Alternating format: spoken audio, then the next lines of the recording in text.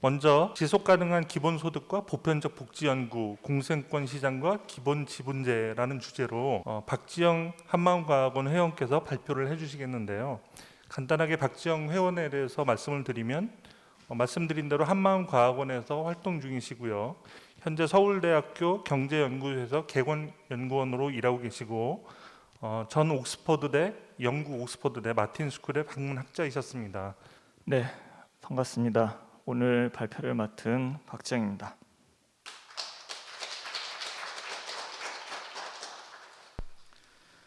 제가 오늘 발표할 연구 주제는 지속 가능한 기본소득과 보편적 복지 연구, 공생권 시장과 기본 지분제가 되겠습니다. 네, 이런 마음속에 여러분들께서 이런 생각 한번 해보신 적 있을 겁니다. 부자가 왜 부자가 되지? 그리고 자본주의가 때로는 이렇게 불공평하지? 또 어쩔 때는 왜 평생 일해도 서울에 아파트 하나 사기가 이렇게 힘든가? 네, 이런 서민분들 다 이렇게 생각하시죠. 저도 그렇습니다. 제가 이 주제 연구한 지가 10여 년이 넘었습니다, 사실은. 그래서 제가 박사과정에서 연구 준비를 할 때 하도 이제 어떤 연구 주제를 하면 좋을지 떠오르지 않아서 제가 한번 주인공 관법으로 관해봤습니다. 주인공, 어떤 것을 연구하면 좋겠어? 너만이 가르쳐 줄 수 있어. 그렇게 관해서 이런 답이 나왔습니다. 페이스북이라는 한마디가 나왔습니다. 제가 정말 약간 의아했어요. 제 자신에게 페이스북이 갑자기 웬일인가? 근데 자꾸 계속 질문을 해봐도 이렇다는 거예요. 그래서 그 다음부터 그럼 페이스북을 한번 연구해보자 하고 페이스북에 대한 자료를 수집하고 분석을 하기 시작했습니다. 그랬더니 놀랍게도 우리들 자본주의 사회와 그 닮은 내용이 페이스북 안에 있었습니다. 그래서 제가 이 연구를 진행할 수 있게 되었습니다. 여러분들 페이스북이 어떤지 잘 알고 계시죠? 페이스북에서는 이제 친구 신청을 하고 친구 신청을 받아서 서로 친구 관계가 됩니다.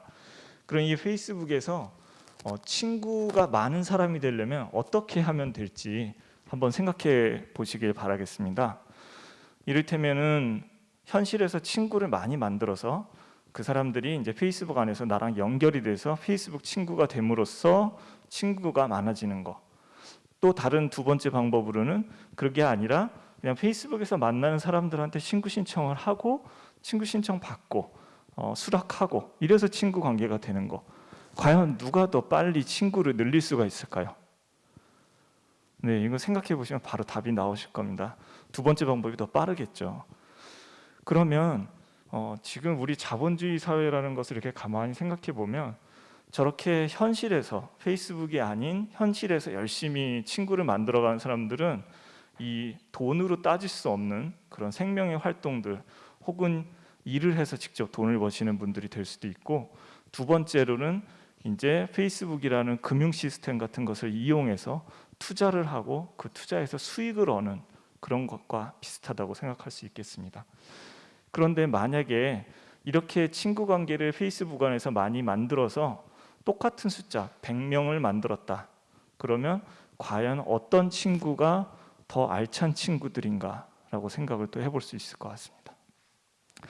지금 우리 자본주의 사회에서는 저렇게 현실에서 친구를 만드는 것보다 이 금융 시스템 안에 어떤 투자를 통해서 자산을 불려서 부자가 되는 두 번째 방법으로 부자가 되는 것을 많이 추구를 하고 있습니다.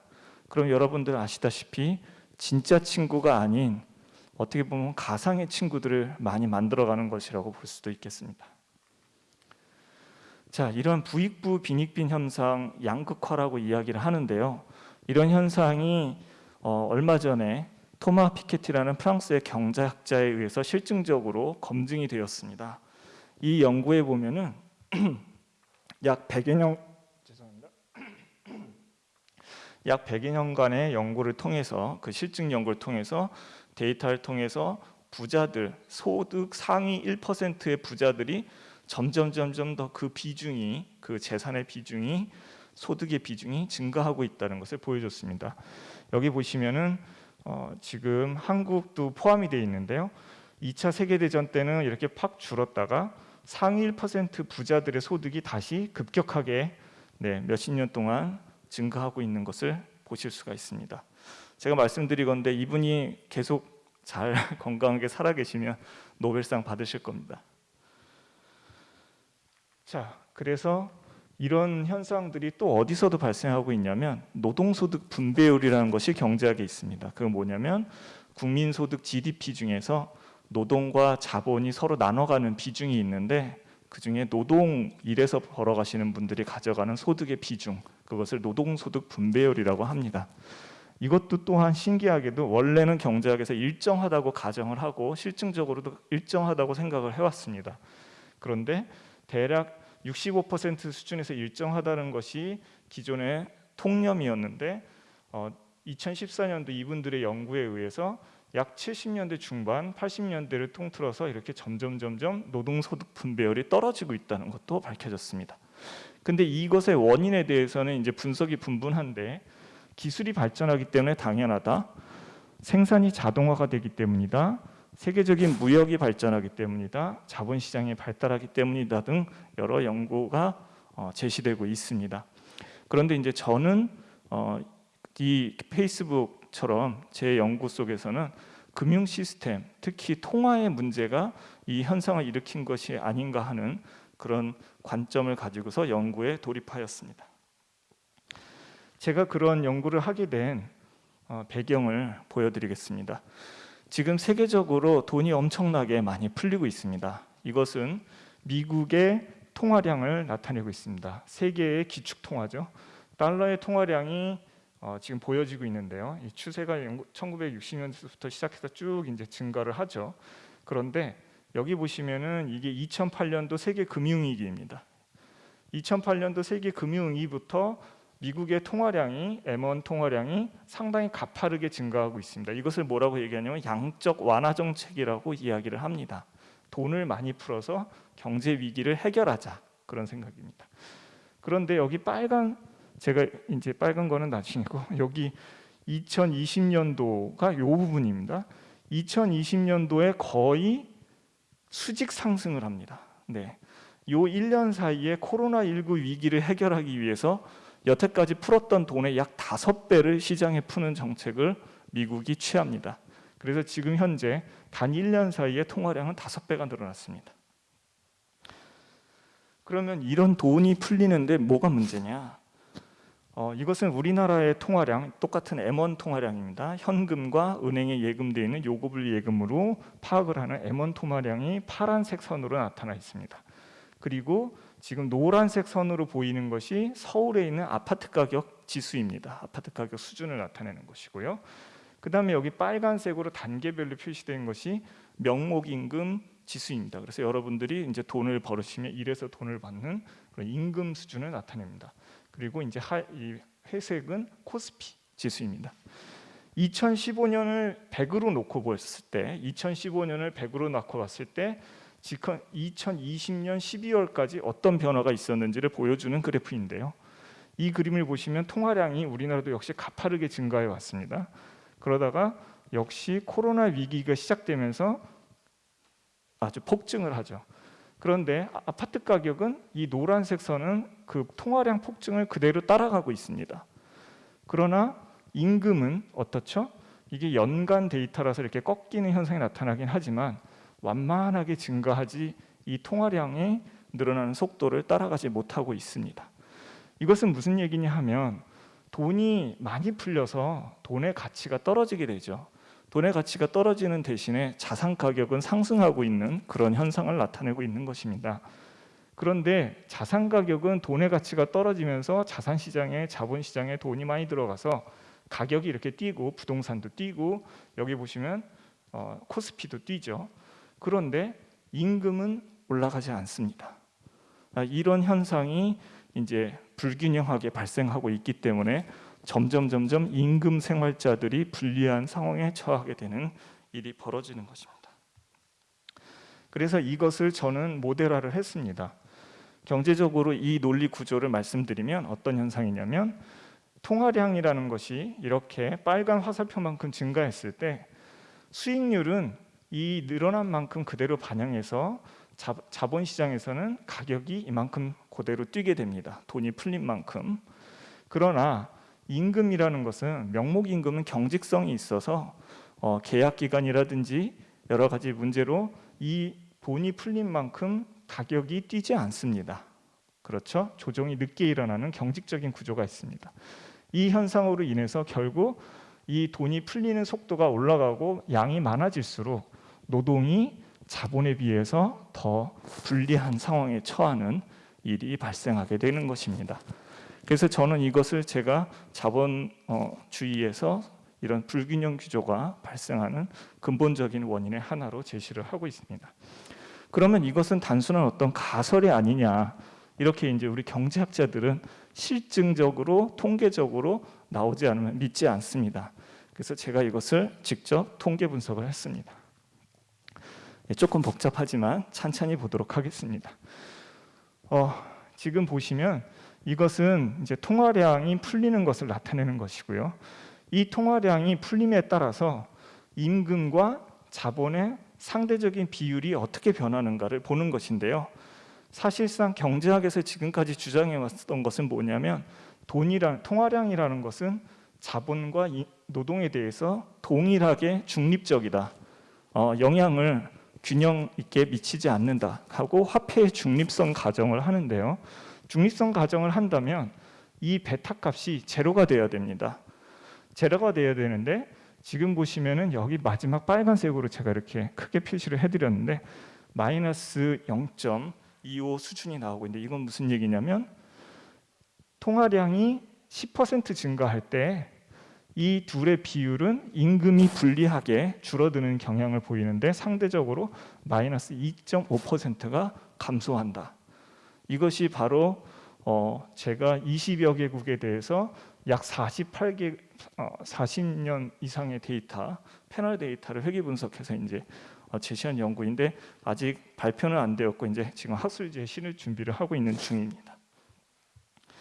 그래서 이런 실증 연구 결과를 보더라도 지금까지 설명 변수로 제시되었던 모든 요인들을 다 집어넣어서 통제를 하고 난 다음에도 이 M1이 임금과 자본 수익에 불균형하게 영향을 미치고 특히 임금을 깎아내리는 효과를 가진다는 것을 실증한 연구 결과입니다.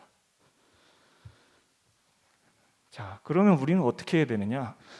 지금 보셨다시피 자본이나 자산시장의 이런 자산권들은 통화량이 풀린다고 하더라도 통화량이 풀려서 돈의 가치가 떨어지고 물가가 올라가는 인플레이션에 해지가 되어 있습니다. 아무리 가격이 통화량이 많이 풀려도 자동적으로 여러분들의 주식이나 부동산의 가격은 올라가기 때문에 그 투자 가치는 보호가 되는 것이죠. 이런 것을 인플레이션 해지라고 합니다. 인플레이션으로부터 보호가 된다. 그래서 인플레이션 해지라고 얘기하는데 문제는 임금은 지금까지 인플레이션 해지를 받지 못하고 있었다는 것입니다.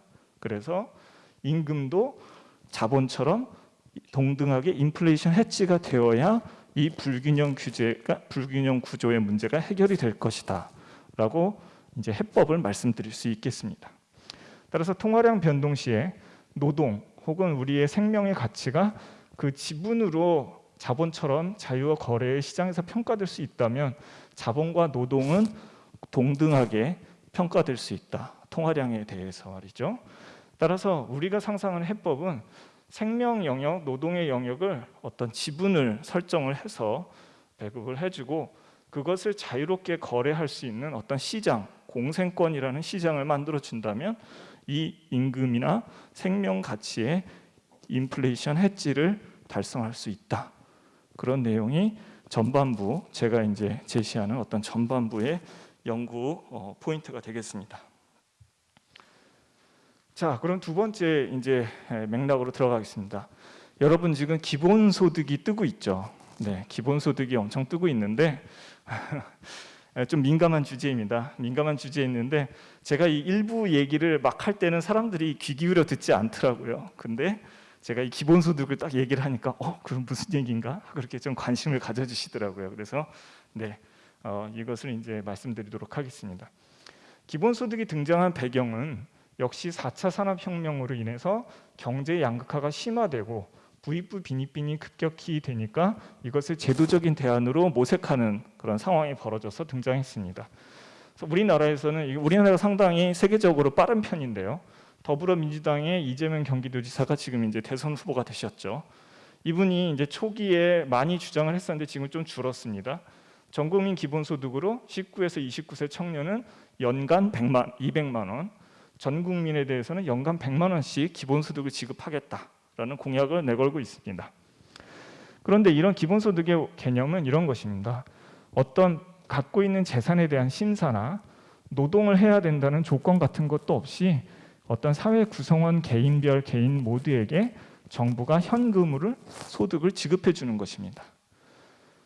제도적인 기원은 미국의 사상가인 토마스 페인이 토지의 정의라는 책에서 이제 밝혔는데요. 이 토지의 정의에서 주장하는 근거는 이런 것입니다. 이 자연과 땅은 하나님의 것이니까 신께서 주신 것이기 때문에 여기서 나오는 소득이나 이런 것들은 평등하게 분배되어야 된다. 이런 사상이 사실상 밑바탕에 깔려 있는 그런 주제가 되겠습니다.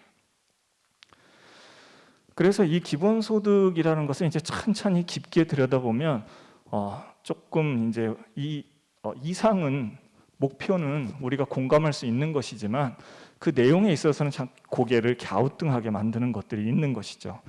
첫 번째로 사상적 측면에서는 God-given rights, 천부인권 사상에서 비롯된 보편적 시민권을 바탕으로 하고 있습니다.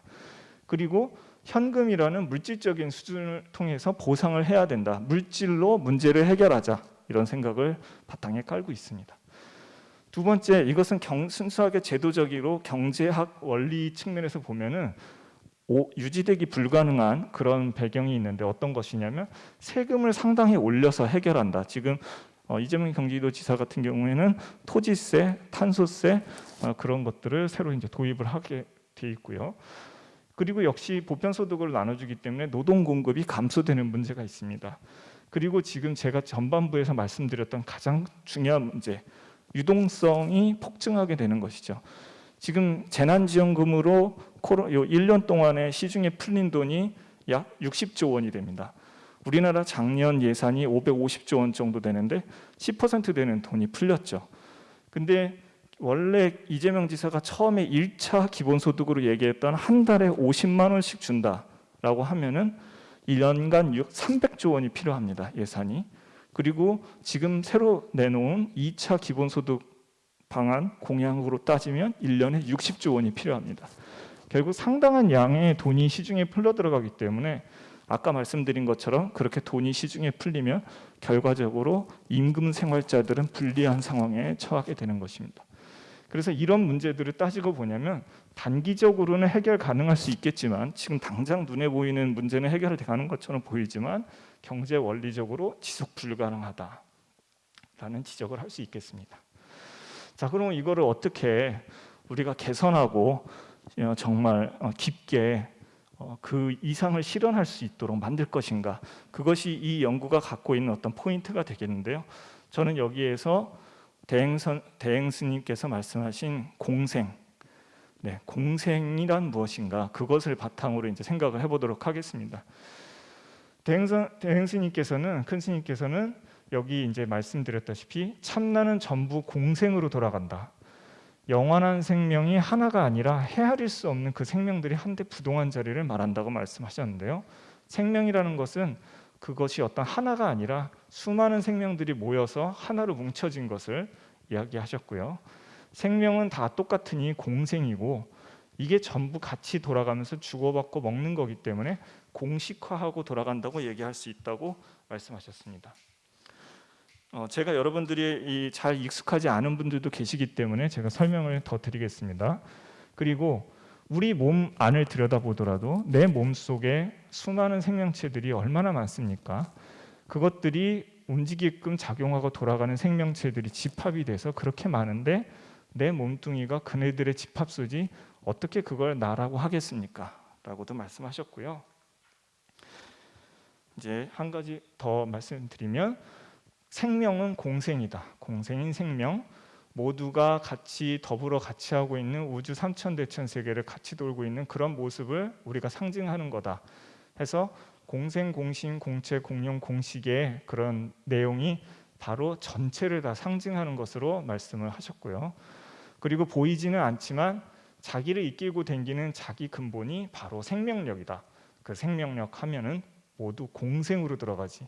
이 생명력이 전부 공생이지 라고 이렇게 언급을 하셨는데요. 사상이라는 이름을 붙이는 것보다는 그냥 이대로 그대로 받아들이는 것이 좋을 것 같아서 말씀드렸습니다. 자, 그래서 이제 이 공생의 사상적 배경을 우리가 생각을 해보면 생명 그 자체를 바탕으로 하는 경제 가치의 영역을 설정할 수가 있겠습니다. 우리 한 사회의 생명도 그 한 생명도 바로 공생이라고 이야기할 수 있고, 생명을 영역으로 어떤 경제 가치를 설정을 할 때 이 생명의 본질이 바로 공생이기 때문에 이 공생은 보편성을 내부적으로 담고 있습니다. 그래서 나의 안과 내 바깥 사회 모두 더불어 함께 공생한다는 그런 아이디어로서 이렇게 중심으로 한 자리를 할 수 있게 만드는 영역을 설정할 수 있겠습니다. 그러면 우리들 무형의 생명의 영역을 공생이라는 그 개념으로 공생권을 정의한다면 마치 삼각 원형의 도리처럼 경제의 생명 부분인 공생권, 마음 부분인 화폐권, 그리고 물질적 자본을 뜻하는 이 자본권, 이 부분이 이렇게 삼각 원형으로 돌아갈 수 있도록 만들 수 있겠습니다. 그리고 이 공생권의 지분은 우리들 모두가 동등하게 보편적으로 갖고 있기 때문에 기본적으로 그 지분을 다 나눠 갖게 되는 그런 보편적인 기본 지분이 성립 가능하게 되는 것입니다. 이 공생권 시장은 이 공생의 서비스, 노동 같은 것들을 수요하는 기업들이 임금을 이 공생권으로 시장에서 사서 노동하시는 분들, 근로자분들에게 이 공생권으로 지급을 하고, 그 다음에 공급자들은 누구냐면 바로 이 공생의 기본 지분을 받으신 분들, 근로자분들, 학생분들, 주부분들, 이 지분을 모두 갖고 있는 분들이 이 공생권 시장에서 자기의 지분을 매도해서 필요한 화폐를 획득할 수 있겠습니다. 그래서 이 시장에서 바로 공생 서비스 생명의 가치가 균형 가격을 형성하고 자동적으로 조절이 되는 시스템이 되겠고요. 이것은 이런 분의 공생 화폐로도 사용할 수 있겠습니다. 자, 그래서 이런 기능은 뭐냐면 경제 충격으로 보호하고 소득과 부의 양극화 해소하고, 어떤 빠른 변화에도 마치 우리 팔랑개비의 중심축처럼 안정되게 움직이지 않는 중심을 제공해 준다. 따라서 이렇게 제가 이제 말씀드릴 수 있겠습니다. 그래서 지금까지는 무시되어 왔던 이 사회적 기업이나 협동조합, 농업, 친환경 산업 등은 생명 분야를 다루기 때문에 공생권 시장에서 그 지분이 확보가 되면 여태까지 화폐권에서 돈을 추구했던 영리 추구 기업들에 비해서 안정적인 이득을 확보할 수 있는 구조도 형성될 수가 있겠습니다. 자, 이게 마지막인데요. 큰 스님께서 이렇게 말씀하셨습니다. 그러니까 여러분이 하고 가시는 일 또는 지니고 계신 일, 그런 것이 물질 세계로서 만들어졌는데 이것이 잘 돌아가지 않는다, 이럴 때에는 거기에다가 정신계를 첨부해서 만들면 이게 잘 돌아가지 않을까, 이렇게 생각해 봅니다. 그 뒤는 여러분이 생각하셔서 하시고요. 조그만 거든 큰 거든 상관이 없죠 라고 2000년에 말씀하셨는데요. 바로 지금 물질 세계 중심으로 돌아가는 자본주의 시스템에 공생권이라는 생명을 중심으로 하는 정신계의 영역을 첨부해서 자본주의의 그 회전이 나오는 돌이 본래 공생을 근본으로 돌아가고 지구 경제가 조화롭게 발전하도록 만드는 그런 아이디어라고 생각해 주시면 되겠습니다. 큰 스님께서 한마음과학원에서 이렇게 이렇게 외치자고 하신 적이 있습니다. 그래서 저도 같이 한번 외치고 같이 끝냈으면 좋겠습니다. 제가 부르면 그 다음에 같이 마음속으로든 입으로든 불러주시면 감사하겠습니다. 공생, 공심, 공체, 공용, 공식, 한마음과 화이팅! 네, 감사합니다.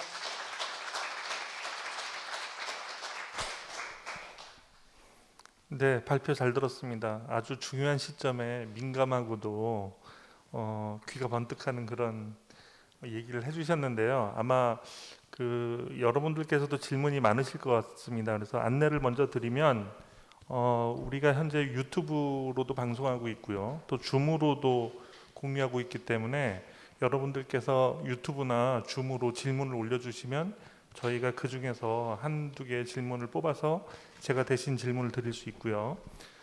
그 질문을 받기 전에 먼저 이제 발표자의 내용에 대해서 저희가 토론자로 모신 장성우 박사님께서 논평을 해주시겠습니다.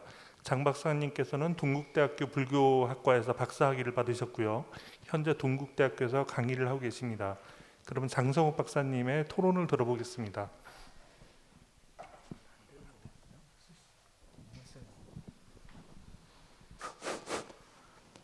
예, 장소입니다. 소개받은 장소입니다. 예, 박지원 선생님 이 말씀이 참 흥미로운 말씀인 것 같아요.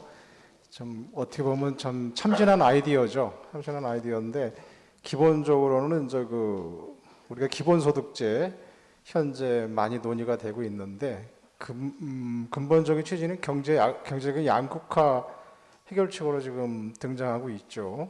근데 이 발표자께서는 이게 문제가 많다. 그러면서 공생권 기본 지분제를 제시하시는 거로 볼 수 있겠습니다. 근데 말씀하시는 중에서 기본소득이라는 개념이 어떤 문제가 있느냐? 첫째는 천부인권 사상에 근거하고 있고 이게 사상적인 문제점입니다. 두 번째 제도적인 문제점은 아까 발표자께서 말씀하셨는데 무리한 세금을 징수한다. 그래서 경제에 장기적으로 악영향을 준다.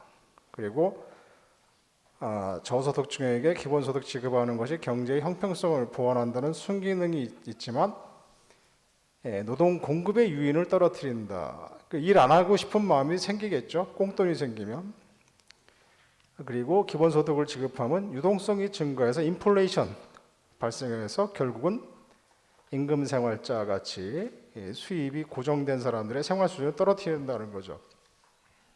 이런 문제가 있기 때문에 공생권 기본 지분제를 제시하시는 겁니다. 그래서 이 공생권 기본 지분제는 불교 사상에 근거해서 나와 있고 제시하신 아이디어고, 그래서 어떤 서양 사상의 한계를 극복할 수 있는 서양 자본주의와 자유민주주의에 지금 현재 막다른 골목에 와 있죠. 신자본주의와 자유민주주의가 계속 유지될 수 있을지, 기후 문제 양극화가 현대 아주 극단적으로 심화되고 있기 때문에 서양에서도 지금 동양 사상을 많이 배우고 있는 상황이고, 그래서 공생이라는 개념은 제시할 가치가 충분히 있다라고 봅니다. 또 하나 화폐의 문제를 제시한 것은 발표자께서 매우 예리한 지적을 하신 것이다라고 생각을 합니다.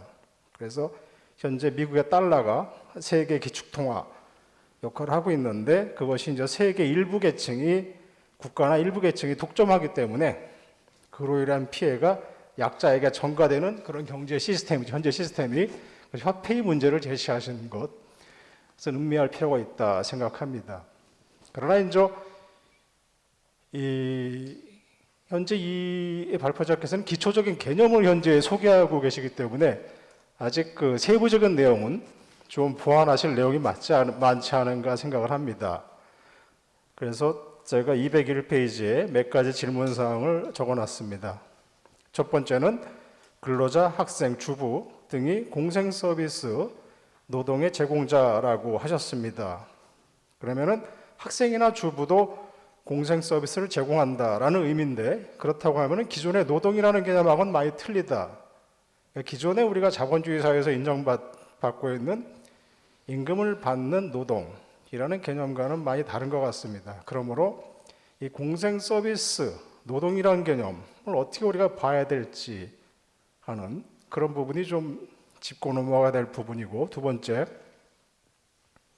평등하게 공생권을 분배한다고 했을 때 평등하다는 것, 이것이 과연 어떤 의미가 있을까? 그러니까 좀 능력의 차이에 보다는 평등성을 더 강조하는 거죠. 그래서 우리가 자본주의의 장점의 하나가 혁신, 창의력과 혁신, 경쟁인데 그런 부분은 우리가 과연 무시할 수 있을지 하는 부분입니다. 세 번째, 공생권 판매가 주식시장과 같은 자산시장에서 거래할 수 있다라고 했습니다. 그럴 때 역시 기존의 화폐는 있어야 되지 않느냐, 중간 매개물로서 화폐와 공생권의 관계는 어떻게 설정할 수 있을지. 또 이제 네 번째, 국가의 비효율적인 개입이 없이 시장에서 공생권이 거래될 수 있다고 하셨는데, 시장에 대한 영향력을 지닌 공정한 제3자의 개입이 또 필요할 수도 있지 않을까, 공생권 시장이 유지되기 위해서는. 그런 또 의문이 듭니다. 다섯 번째, 기본소득 도입을 주장하는 분들은 고소득자에게 고율의 소득세를 부과하면 빈부의 격차를 줄이고 국가 재정적으로도 부담이 안 된다고 주장하는 그런 분들이 많이 있습니다. 이에 대해서 발표자는 어떤 의견을 가지고 계신지 그런 질문을 드리고, 이 개념이 상당히 좋은 개념인데 앞으로 좀 보완이 많이 되어야 되지 않을까, 이런 세부적인 문제에서는 그런 차원에서 질문을 드렸습니다. 이사입니다.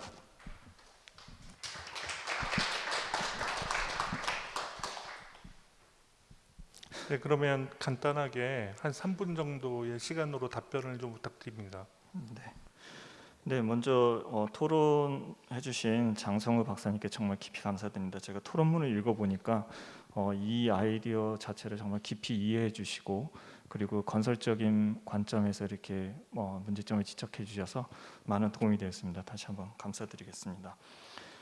질문해주신 것에 답변을 먼저 드리면, 근로자들의 임금은 당연하지만 학생이나 주부들이 제공하는 서비스도 공생 서비스라는 것에 포함이 될 수 있는가라고 이제 말씀하셨는데요. 현재 이제 GDP 같은 것들의 개념적인 문제가 뭐냐면, 이 가정 경제에서 발생하는 것들을 전혀 도입하고 있지 못하다. 그리고 학생들이 공부하는 활동도 사실상 그 사회의 인적 효율성을 높이는, 인적 자본을 개선시키는 작업인데 역시 평가되고 있지 못하다, 이런 얘기들을 하고 있죠. 이런 부분이 이제 지금 문제인데, 그 페이스북에서, 제가 아까 페이스북 말씀드렸는데, 페이스북에서 친구 수를 늘리는 거를 목적으로 삼으면은 현실의 친구 관계는 늘어나지 않겠죠, 그죠? 늘어나는데 한계가 있듯이, 이런 경제, 화폐 시스템 이전에 존재하는 생명 가치의 영역, 학생들이 연구 활동하고 공부하고 주부들이 아이들을 길러내는 것도 바로 그 이전에 존재하는 생명 영역이기 때문에, 이런 활동들도 공생권이라는 그런 설정을 통해서 경제 영역으로 이렇게 끌어들여 오는 그런 인클루시브 레이버, 어떤 포괄적인 그 가치로서 인정을 한다고 그렇게 봐주시면 될 것 같습니다. 그리고 두 번째는, 공생권 분배가 평등하게 이루어지면 그것은 이제 효율성, 임금의 차이를 주는 그런 문제는 어떻게 할 것인가라고 얘기하셨는데요. 기본 지분은 기본적으로 모두가 다 동등하기 때문에 평등하게 배분하는 것은 맞습니다. 그러나 이제 마이크로 인스티튜션, 각 기업이나 정부에서 그 사람의 효율성 수준에 따라서 임금을 줄 때는 그 기본 지분인 공생권의 양을 이 기업이나 정부가 사서 그 사람의 능력에 맞게 배분을 해주게 됩니다. 그래서 그 안에서 그 사람이 기여하는 만큼 더 가져가고 덜 가져가고의 차이가 생기기 때문에, 이제 형평성과 시장에서, 마이크로 인스티튜션에서 능력에 따라 배분하는 그런 차이, 그런 효율적인 부분이 다 같이 조화를 이룰 수 있게 되는 것이라고 말씀드릴 수 있겠습니다. 그리고 이제 공생권 판매가 공생권 거래소에서 발생하면, 여러분들이 이제 채권이나 주식시장처럼 공생권의 기본 가치에 대해서 그 시장에서 화폐로 그것을 거래하고 할 수 있기 때문에 화폐의 영역도 이제 존재하게 되는 것이죠. 그래서 화폐가 없어지는 것까지는 아니고요. 그리고 이제 마지막에 이런 말씀하셨는데, 그냥 이거 부담 없다, 그 고소득자에게 소유 소득세를 부과하고 이제 빈부의 격차를 줄이는데 이거를 기본소득을 왜 반대하냐는데, 기본소득을 반대하는 게 아닙니다. 그 아이디어 상당히 좋고 중요한데, 지금 말씀하시는 세팅으로 가게 되면 상당히 유지 가능하지 못하고 단기간에만 효과를 보고 결국에는 경제 원리를 생각하면 그 유지 불가능하기 때문에 이런 개선안을 말씀드린 겁니다. 그래서 정부도 이 공생권 시장의 개입을 통해서 건강한 자본주의를 이룰 수 있도록 개입할 수 있는 여지가 있다, 뭐 이런 부분도 말씀드리고 싶습니다. 네, 감사합니다. 네, 감사합니다. 혹시 제가 인터넷으로는 지금 질문 받은 게 아직 없어서요. 그 여기 대회장 내에서 질문 있으시면은 제가 질문 받을 수 있습니다. 혹시 질문 있으신가요? 네. 네.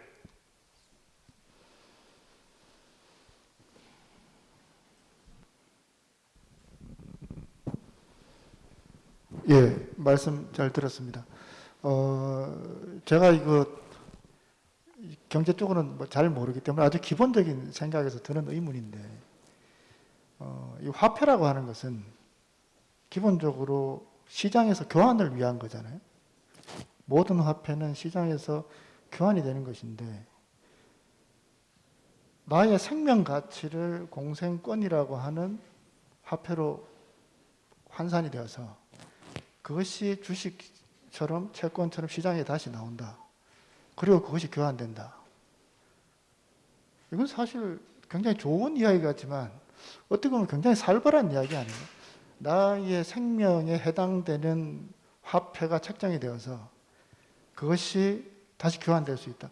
교환의 시장에서 교환이라고 그 교환이 가지는 문제점이 뭐냐면 지금 우리 그 기본소득이라든지 그 코로나 뭐죠 이거 그 지원금 나온 이런 것들도 또 사실 지역화폐 같은 것도 문제가 되는 게 깡 같은 것들 있잖아요. 그런 것들처럼 만약에 그게 자유롭게 그냥 시장 속에서 냉정하게 거래가 되어버리면 결국 자산을 부족하게 가지고 있는 사람들이 더 을의 입장이 되어서 결국은 더 기본적인 자산을 확보하고 있는 사람들에게 오히려 더 쉽게 수렴되어 버릴 수 있지 않느냐. 사실 비트코인 같은 것도 원래는 기축통화의 달러화였던 그 통제에서 벗어나서 어떤 새로운 시장을 만들려고 했지만 결국 자본주의 시스템 안에 사실은 다 완전히 흡수되어 버린다는 거죠.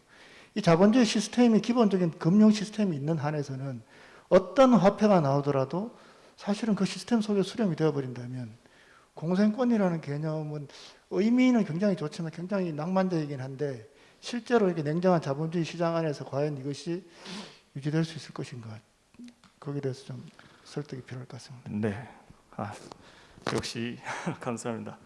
정강수님께서 정말 예리하게 중요한 부분을 지적해 주셨습니다. 그 말씀하신 대로 그러면 이 공생권 생명이라는 것을 무슨 자산 시장화하면 말씀하신 그런 문제가 생기지 않겠냐 이렇게 우려하실 수 있는데요. 여기 이제 중요한 부분이 있습니다. 그게 뭐냐면 이것은 지금까지 이 영역이 없었기 때문에 화폐가 발행될수록 화폐가 시중에 흘러들수록 눈에 보이지 않게 이 임금 생활자들이 사실은 피해를 입고 있었다는 사실을 밝힌 겁니다. 그래서 우리가 이 영역을 보호해주기 위해서 이 제도가 필요하고, 그리고 지금 말씀하신 것처럼 평등하게 이 생명의 영역은 누구는 더 갖고 누구는 덜 갖고 있는 것이 기본적으로 안 되기 때문에 평등하게 기본 지분을 우선 배정해 주는 것이 중요하다. 이것이 이제 우리 경제학에서는 후생경제학의 제2정리라는 것이 있습니다. 그래서 평등하게 배분하고 난 다음에 시장에 자유롭게 거래를 맡길 수 있게 되면 균형을 찾아간다는 것은 중요한 정리도 있는데요. 또 이 시장의 특징이 중요한 것이 하나 있습니다. 뭐냐면 이것은 생명이라고 하기 때문에 상속이라는 것이 존재하지 않게 되고 이것이 사실은 부의 편중을 가져오는 중요한 부분 중에 하나입니다. 그리고 무작정 무한대로 가질 수 없고 보유의 상한이 존재하기 때문에 기존 시장들은 이런 조건이 지켜지지 않았기 때문에 무한정 확대가 되고 부익부 빈익빈 현상이 심화되는 문제가 있었는데요.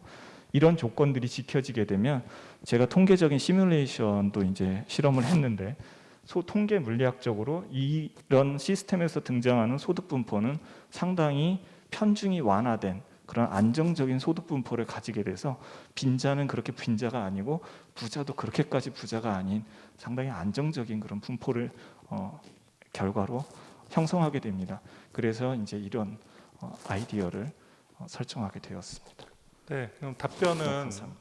이후에 또 토론 시간에 좀 더 듣는 걸로 하고요. 오늘은 이번 발표는 여기서 마치겠습니다. 감사합니다. 네, 감사합니다. 네, 고맙습니다.